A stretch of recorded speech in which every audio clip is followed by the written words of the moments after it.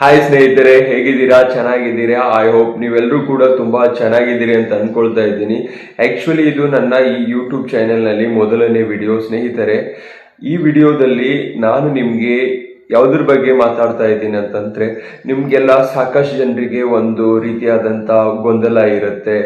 ಯಾವ ರೀತಿಯಾಗಿ ನಾವು ಬೇರೆಯೊಬ್ಬ ವ್ಯಕ್ತಿಯ ಜೊತೆ ಮಾತಾಡಬೇಕು, ಯಾವ ರೀತಿಯಾಗಿ ಬೇರೆಯವರ ಮನವನ್ನು ಒಲಿಸಬೇಕು, ಕಮ್ಯುನಿಕೇಷನ್ ಸ್ಕಿಲ್ಸ್ ಬಗ್ಗೆನೇ ಮಾತಾಡ್ತಾ ಇದ್ದೀನಿ ಸ್ನೇಹಿತರೆ. ನೀವು ಏನು ಮಾಡಿದರೆ ನಿಮ್ಮ ಕಮ್ಯುನಿಕೇಷನ್ ಸ್ಕಿಲ್ಸ್ ಕಂಪ್ಲೀಟ್ ಆಗಿ ಇಂಪ್ರೂವ್ ಆಗುತ್ತೆ, ಜನ ನಿಮ್ಮನ್ನು ಮೆಚ್ಚುವಂಥ ರೀತಿ ನಿಮ್ಗೆ ಸಿಗಬೇಕು ಅಂತಂದರೆ ನೀವು ನಿಮ್ಮ ಜೀವನದಲ್ಲಿ ಈ 5 ಟಿಪ್ಸ್ಗಳನ್ನು ಅಳವಡಿಸ್ಕೊಳ್ಳಿ. ಅಂದರೆ ಕಮ್ಯುನಿಕೇಷನ್ ಸ್ಕಿಲ್ಸ್ ಮೇಲೆ ನೀವು ಡೆಫಿನೆಟ್ಲಿ ಆಗಿ ನಿಮ್ಮ ಕಮ್ಯುನಿಕೇಷನ್ ಸ್ಕಿಲ್ಸ್ ಎಲ್ಲ ಇಂಪ್ರೂವ್ ಮಾಡಿಕೊಳ್ತೀರಾ. ಮೊದಲನೇದಾಗಿ ಸ್ನೇಹಿತರೆ, ನೀವು ಹೆಚ್ಚು ಮಾತನಾಡೋದನ್ನು ನಿಲ್ಲಿಸಿ. ಹೆಚ್ಚು ಮಾತನಾಡುವುದರಿಂದ ನಿಮಗೆ ಏನಾಗುತ್ತೆ ಅಂತಂದರೆ ಜಾಸ್ತಿ ಆಗಿ ಬಾಯಿ ಬಡಿಸುವಂಥ ಕೆಲಸ ಮಾಡಿಸುತ್ತೆ. ಆ್ಯಕ್ಚುಲಿ ತುಂಬ ರಿಚ್ ಪೀಪಲ್ಸು ಹೆಚ್ಚು ಮಾತನಾಡೋದಿಲ್ಲ. ಒಂದು ವೇಳೆ 3 ಸೆಂಟೆನ್ಸು ಅವರು ಹೇಳ್ತಾ ಇದ್ದಾರೆ ಅಂದರೆ ನೀವು ಜಸ್ಟ್ 1 ಸೆಂಟೆನ್ಸನ್ನು ಮಾತ್ರ ಹೇಳಿ. ಇದು 1ನೇ ಟಿಪ್ಸು. 2ನೇ ಟಿಪ್ಸ್ ಏನಂತ ಅಂತಂದರೆ, ನೀವು ಪ್ರೆಸೆನ್ಸ್ ಆಫ್ ಮೈಂಡನ್ನು ಯೂಸ್ ಮಾಡಿ.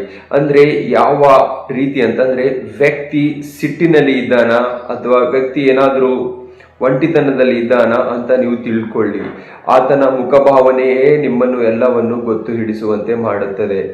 3ನೇಯದು ಸ್ನೇಹಿತರೆ ಏನಪ್ಪ ಅಂತಂದರೆ, ನೀವು ಯಾವಾಗಲೂ ಕೂಡ ಎಷ್ಟು ಮಾತನಾಡುತ್ತೀರಿ ಅನ್ನೋದು ಮುಖ್ಯವಲ್ಲ, ಆದರೆ ಎಷ್ಟು ಚೆನ್ನಾಗಿ ಹೇಳ್ತೀರಿ, ಎಷ್ಟು ಕ್ಲಾರಿಟಿಯಿಂದ ಹೇಳ್ತೀರಿ ಅದು ಮುಖ್ಯವಾಗಿರುತ್ತದೆ. ಇದನ್ನು ನೀವು ನಿಮ್ಮ ಗಮನದಲ್ಲಿ ಇಟ್ಕೊಳ್ಳಿ.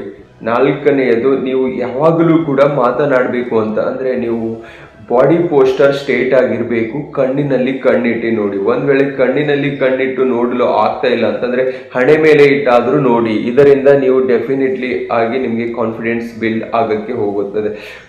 ಮತ್ತು 5ನೇದು ಏನಪ್ಪ ಅಂತಂದರೆ, ನೀವು ನಿಮ್ಮ ನಾಲಿಗೆಯ ಮೇಲೆ ಸ್ವಲ್ಪ ಎಕ್ಸಸೈಸನ್ನು ಮಾಡಿ. ಅವು ಯಾವ್ಯಾವ ಎಕ್ಸಸೈಸ್ ಅಂತ ನಾನು ನಿಮ್ಗೆ ಹೇಳ್ತೀನಿ. ಮೊದಲನೇದಾಗಿ ನಿಮ್ಮ ನಾಲಿಗೆಯನ್ನು ಆ್ಯಂಟಿ ಕ್ಲಾಕ್ ವೈಸ್ ತಿರುಗಿಸ್ತಾ ಇರಿ. ಈ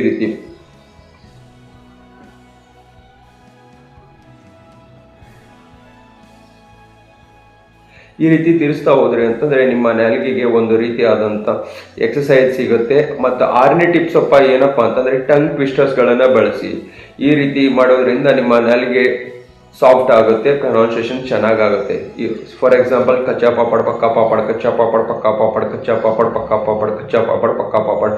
ಈ ರೀತಿ ಮಾಡಿದ್ರಿ ಅಂತಂದರೆ ನೀವು ಡೆಫಿನೆಟ್ಲಿ ಆಗಿ ಅಬ್ಸರ್ವ್ ಮಾಡ್ತಾನೆ ಹೋಗ್ಬೋದು. ನೀವು 1 ಅಲ್ಲ 2 ಅಲ್ಲ 3 ದಿವಸದಲ್ಲಿ ಆಗುವಂಥದ್ದು ಬದಲಾವಣೆ ಇದಲ್ಲ.